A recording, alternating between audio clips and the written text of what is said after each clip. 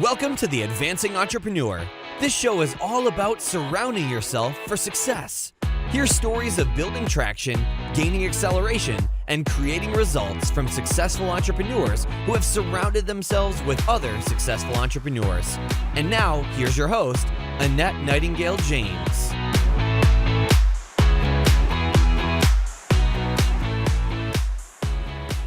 Hello, Advancing Entrepreneurs. Annette James back here with another episode of The Advancing Entrepreneur, where we help you get traction, acceleration, and results in your business. We are joined today with James Woosley. Hi, James. Hey, how are you doing? Doing so good. I'm so excited that you're here to share with us today the topic that you specialize in. And I'm not going to give it away for our audience, but I think it's going to be really valuable. So I'm excited. So let me go ahead and introduce you, and then I'm going to turn it back over to you to expand, okay? Absolutely. All right. James is a self-described underachiever because he's always striving to grow his potential and achieve more. As a strategic planning coach, his passion for excellence is transferred to his clients, making their businesses better in the process. His book, this is it, you guys, Conquer the Entrepreneur's Kryptonite, Simple Strategic Planning for You and Your Business, has received rave reviews on Amazon as a practical guide to world business planning. James, the Entrepreneur's Kryptonite. That is awesome. I want you to tell us a little bit more about you, your business, and how you're going to affect change in the world with entrepreneurs. Absolutely. Well, it's always weird. I do these interviews and I hear somebody talk about me, and it still feels weird. So it's a lot of fun. The Conquer the Entrepreneur's Kryptonite, the whole concept is there are things that can take us down in business, and we have to be aware of those. And for me, in my experience, talking with business owners, with startups, with somebody who just has this entrepreneurial dream, there's this aspect that's missing. And a lot of times it's 6 years into the business, or it's right up front, is they don't do the right level of business planning. Some of them will do that whole business plan to get the loan from the bank, right? We know about that one. And it's worthless once you actually get the loan. And I never got an MBA and figured that one out, right? But the truth is you need a plan for your business. And the plan for your business really helps you operate, helps you drive, helps you focus on the things that are the most important. And when you can do that, when you can have this strategic model to guide you through the ups and downs and the twists and turns that are real life business, then you can start making real progress. You can turn things around if they need to be turned around. And that's what the book does, but it does it in a simple way. It does it in a way that's, you don't need that big complicated binder full of things that you never look at. You need something simple, effective, more than a napkin, less than a binder, drives results. And that's what it does. Very cool. I think it's really important. So that's why when I saw the title of your book and stuff, I was excited to have you on the air today. So James, we all know that, maybe it's lack of planning and other things, but we know that running a business day to day can have hurdles and it can have roadblocks. So I want you to share with our audience, what is it that drives you every day so that you can continue to get past those bumps in the road? Right. Well, there's a raw reality that my wife and my kids, they like to eat and they like to have a roof over their head, right? And so that's a big one. But in terms of working with my clients, I really see myself as a teacher.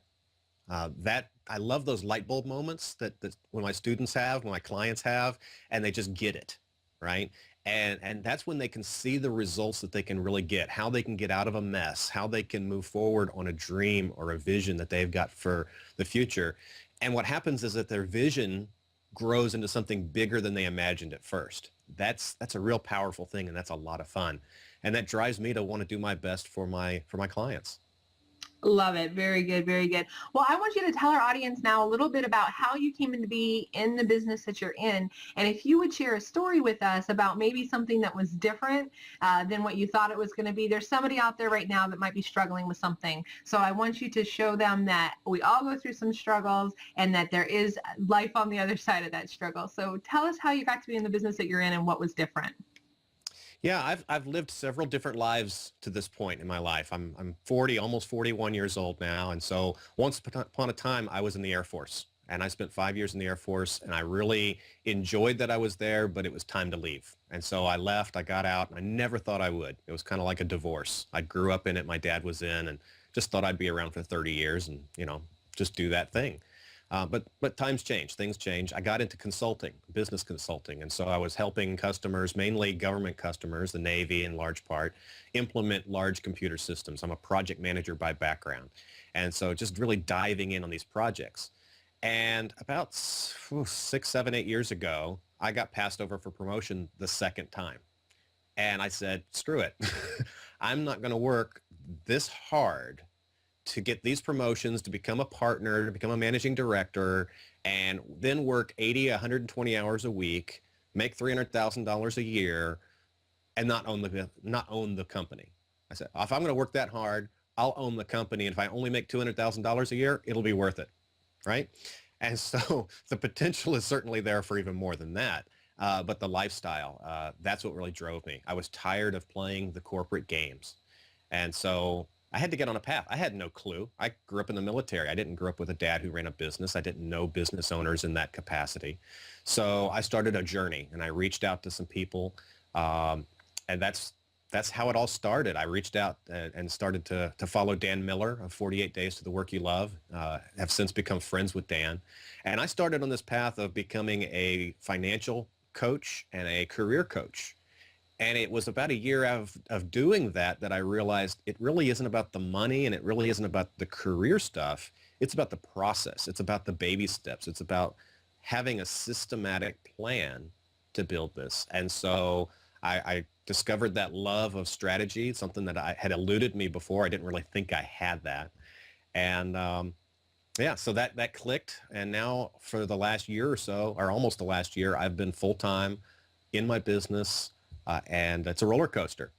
And, we hear about that roller coaster ride of the entrepreneur, the super highs and the super lows. And until you live it, you can't quite understand it. And so I'm just trying to hold on, enjoy the ride while I can, face the fear when I have to.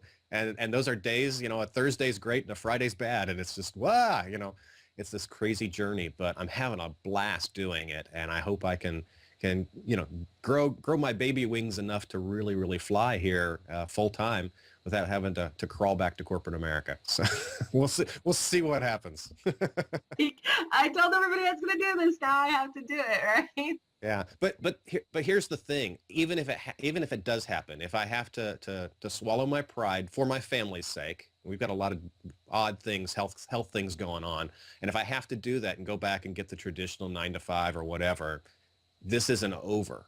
I will still do this on the side until I can get it built up enough to do it full time. So I'm very early in my own business, but I'm good at helping people through their stuff. And I got to get good at doing my own stuff too. And so it's that balance. The cobbler's kids have no shoes. You have to find those things. And we're going to talk about more of that in a little bit as far as connecting with other people and filling some of our gaps. Yeah, absolutely. I love what you're talking about. Basically just going for it, right? So if you go in and you listen to certain people, I won't name names here, but there are people out there advising just the general population to play it safe, if you will, right? And it comes largely from a money perspective. This is how you do this, and then you do this, and then you do this. And if you look at everything that they're talking about, it really follows the criteria of a 40-hour work week and having steady income and all that kind of stuff. But if you line up the stories of the people who are super successful, at one point they were struggling, at least one point. Sometimes it's more than one point, and the only thing that they all have in common is that they carried on and that they persisted. So I love the fact that you're newer in business, because there are people listening to the show right now that are newer in business. And I think that being able to relate to you is important, and hearing that is important. So he's determined, entrepreneurs, no matter what, to carry on. And it's that determination that's going to see you wildly successful as time progresses forward. So we all have a crystallizing moment at some point, right? And for me, it came in the form of a pink slip, and it's like, you know what? I've built this parachute. Let's see if it flies. It's scary, but it's like you can't be too comfortable too, right? You might not have started it without that crystallizing moment. Yeah. So go for it. Got to go for it, but you go for it smart. And it's not going to be a grand slam right away, but you got to go for it. Right. Be mindful as well. Okay. So I want you to tell us now about what happened at that point when you did reach out to entrepreneurs. Was there something specific that happened in your business or life when you're like, I need to plug into a support system here? Yeah, I can trace it back in a lot of different ways. You can kind of see the dominoes, how they fell. I had that moment where I'm like, I'm fed up with this. I don't want this corporate career struggle to the top journey. I wanted something different. I'd been listening to Dave Ramsey and teaching his classes. I had listened a lot to Zig Ziglar. But that's when I got connected with Dan Miller. It's like, okay, Dan's doing this coaching program. I can learn this stuff and I can be a coach. I really love that aspect of coaching. And I'd seen that I'd done it really all my life and in some form or another. When I was in the Air Force, when I was, in college, just different places, I'd always been teaching and helping people and lifting them up. And so I knew there was something around that coaching arena. And so I joined Dan, and then I joined a group that he was involved with that his son runs called Free Agent Academy. And we would get together online and occasionally out in the mountains of Colorado or in Tennessee and just work on our businesses together. And so it was a real educational environment, real support structure. I eventually became a professor there and started teaching classes in that organization. And that just led to this domino effect of meeting amazing people. My biggest coach and mentor, Chuck Bowen, who's now my business partner. I'll talk more about Chuck later. And then today I'm in a really powerful mastermind that Dan Miller has put together. There's about 40 business owners of different stripes, different levels of success. And we meet very regularly online and quarterly about in person. And it is an amazing group of people from all over the country, really it's all over the world because there's some international folks too. And I cannot imagine going into battle every day without those people on my side. We even have subgroups that are accountability groups. And I've got 3 people in my accountability group with me. And we meet every 2 weeks like clockwork. And we're supporting each other and we're challenging each other. And, if you need a high five or you need a shoulder to cry on, you got to have some of those people in your life. And I don't care who you are, Richard Branson or Tony Robbins or all these, people that we look at as perfect. They have somebody that they can go to when they feel like they're going to break down.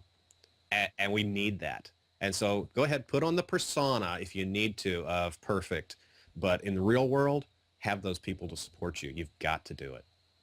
We can't do this alone. I'll add to that too. If you need, a high five, you need a shoulder cry, or if you need a kick in the rear, your mastermind group will give it to you. So that's fantastic. Definitely. So you've been surrounding yourself for quite a while in mastermind groups, which is my most favorite preferred way for advancing entrepreneurs is to plug in is through mastermind groups. Tell me, was there ever a time in your mastermind group, in your accountability sessions, whether you were having a formal hot seat at the front of the room or you were just having a conversation at dinner with somebody, what was your light bulb moment? What was that an aha moment that you can share with us that maybe shifted your business or started your business? What did you walk away from plugging in? Wow. Well, this is what I call the 2x4 story. It was, I believe it was August of 2009, and we were out in the mountains of Colorado, and we're going around there just talking and having conversations and learning things.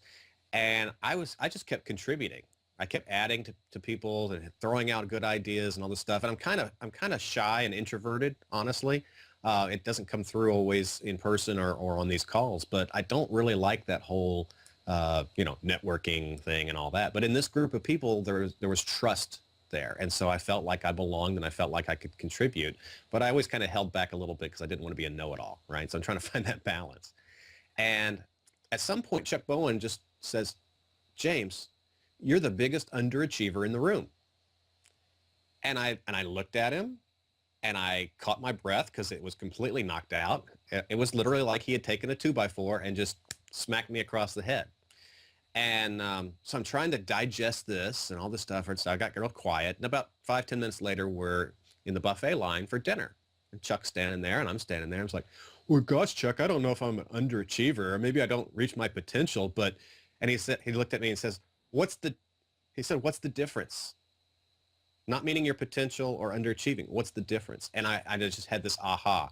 And it was an aha for different reasons. One was I had to waken up to the fact that I really wasn't pursuing things as hard as I could. I wasn't meeting my potential. I wasn't reaching as big as I could. But on the other side of it, here was this guy that I looked up to, that I saw as a mentor, as somebody who is much further down the road than me. He has been a CEO of companies, and he's done all this coaching and done all this investing and all these different things. He believed in me. He saw more in me than I was seeing in myself at that moment. And that was the critical factor. A few months after that is when we really honed in on the strategy concept, because I didn't see myself as a strategist. I came out of the military world, and strategy was something completely complicated and different. But my form of strategy and my gift in teaching is making it simple, is making it transferable to people. And so that's the story. The 2x4 incident woke me up and put me on the path that I am on today. And it's been years in the making. But that's it. That's where it was. Right. There's two things I want to mention really quickly. First, I want to mention what you said about people. He saw something in you. He saw potential in you that you couldn't even see in yourself.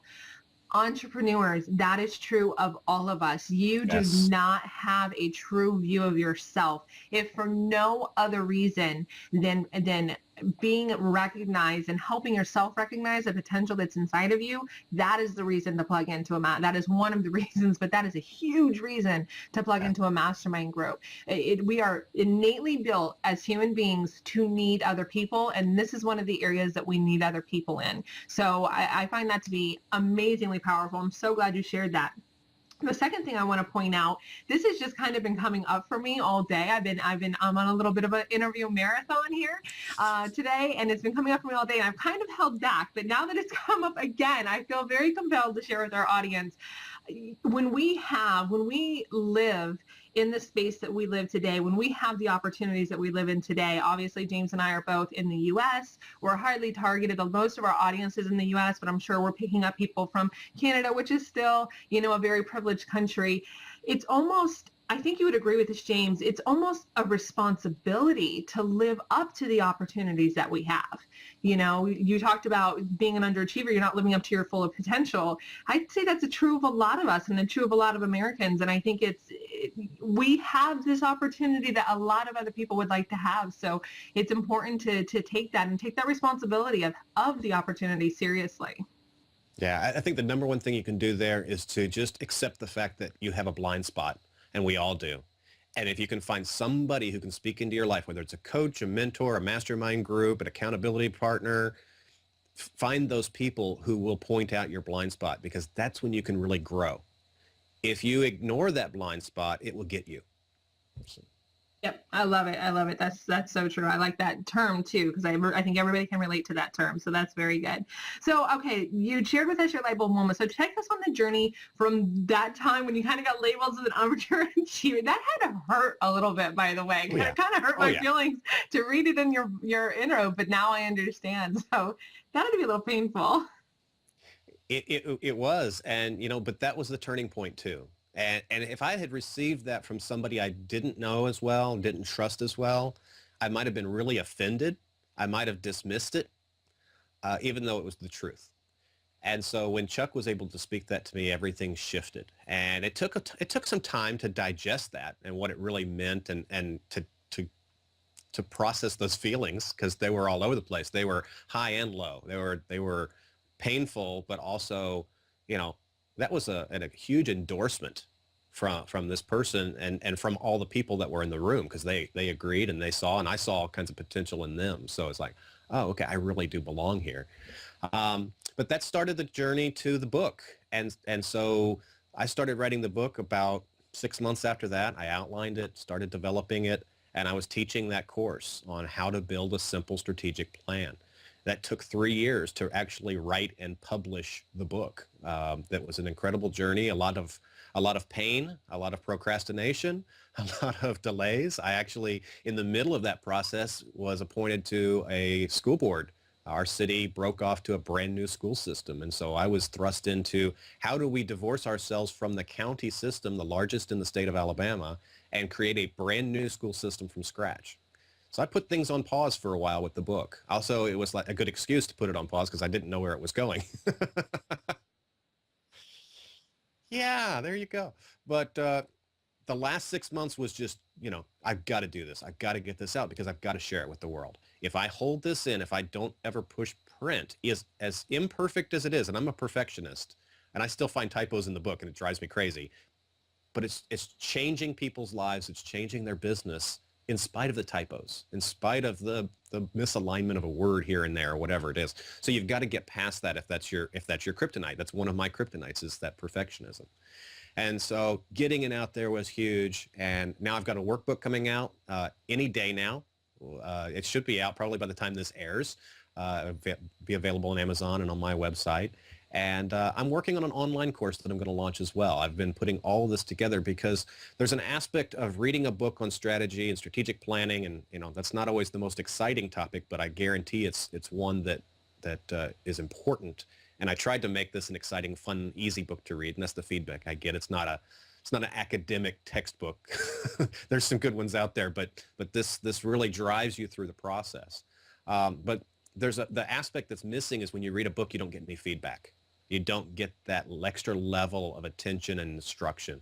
And so with an online and interactive course, I want to do that so I can really get to know people and get into their businesses and their problems and their issues. And I can be the one that points out their blind spots. And then every single time, yeah. And every person that I help, I end up learning something myself that makes me better, makes my business better. So I got to do this just to sustain that kind of high of, ooh, I'm learning stuff and I'm helping people, and that's the fun stuff. So I've also got some secret projects I'm working on, but I can't talk about those. So. Well, Advancing Entrepreneurs, if you go to iamadvancing.com, you type James into our search bar, your show notes page, James, is going to pop up. We're going to link to the new program that you're working on. We'll link to your book. We'll link to your workbook. Whatever information you send us after the show, we'll be happy to link to all of that and make it really easy for our audience to connect with you. So yeah, and I'll even share some additional resources with your audience. If we'll have a link there on that page, they can go to my site, sign up for the newsletter, and I'll send them an exclusive interview I did with Chuck Bowen, my mentor, coach, partner now, on the history of some of this stuff and how he came up with it. Because it's all his product. I didn't invent the simple strategic plan, and there's other ones out there.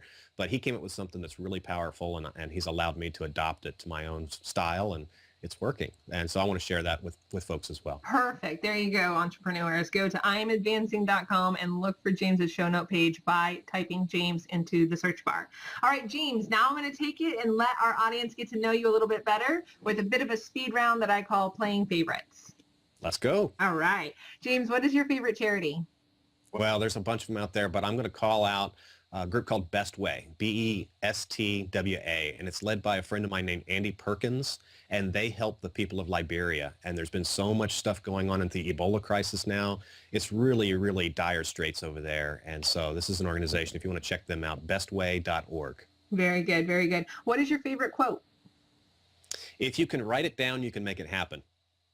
And that comes straight from Chuck Bowen, my mentor, and we talked about him so much, and I talk about him on every show I'm on just about. But if you can write it down, you make it happen. It's that aspect of taking it out of your head and putting it on paper, putting it on the screen somewhere that you can share it with other people. Because we can't read each other's minds yet. Mm-hmm. One day, but right now we can't. So I really hope that they never invent that, and if they do, it becomes banned or something.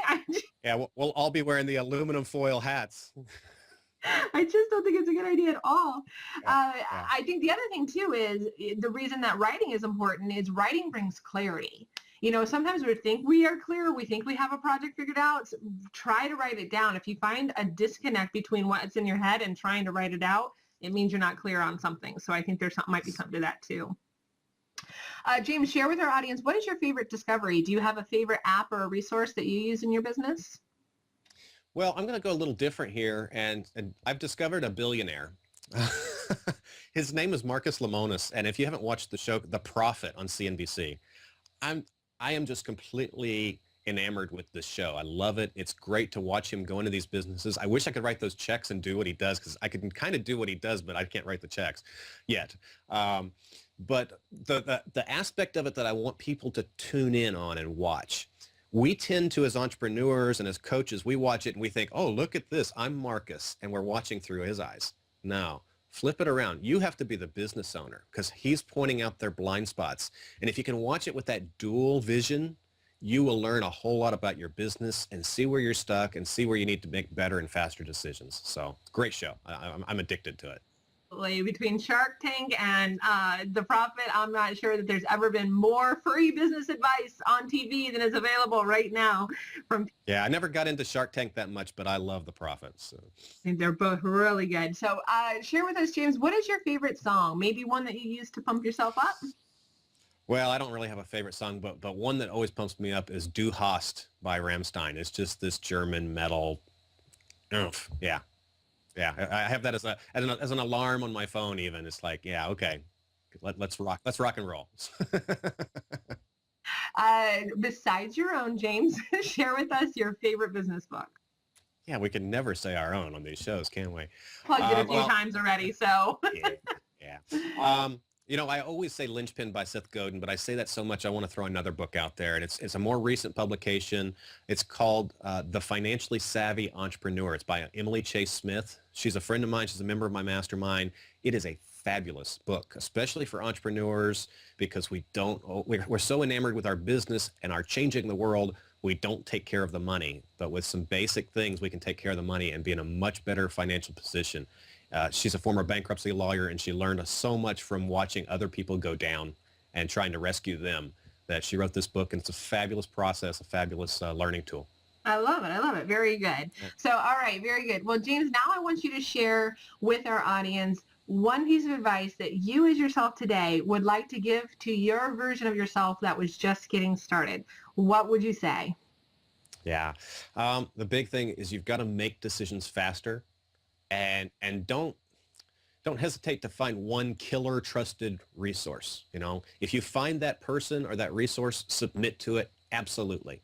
If I'd have done that 6-7 years ago when I first heard about Chuck, but I was scared to pick up the phone and schedule a free consultation with him because I knew there'd be a sales pitch. I knew I would want to work with him, and then years later I actually met him and had that same relationship with him.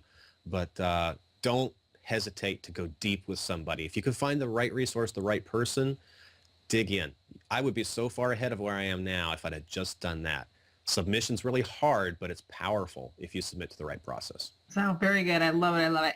Well, James, share with our audience where they can find you and connect with you, and then we'll say goodbye. All right. Well, the main website I'm kind of working from right now is conqueryourkryptonite.com. That's the book website, the podcast, resources, all kinds of things there. I'll be moving my blog there, even there. Very soon. And then woosleycoaching.com is more the coaching business. That's where the blog is now, but it's moving.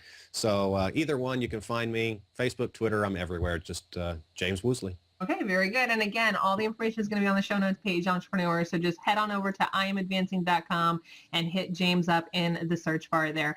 James, we are so grateful to you for coming on the show today and sharing a bit of your journey with us, and also these 10 fantastic resources and advice. We appreciate your time. Thank you. It's been a lot of fun. Absolutely. Thank you so much. Thanks for listening to this episode of The Advancing Entrepreneur. If you enjoyed it, leave us a rating and review. Not only will it make our day, you'll also be helping others find this show and advance their own careers. Once you're done, be sure to head on over to iamadvancing.com and join our community to learn what it takes to be an advancing entrepreneur and surround yourself for success. Thanks again, and get ready to advance.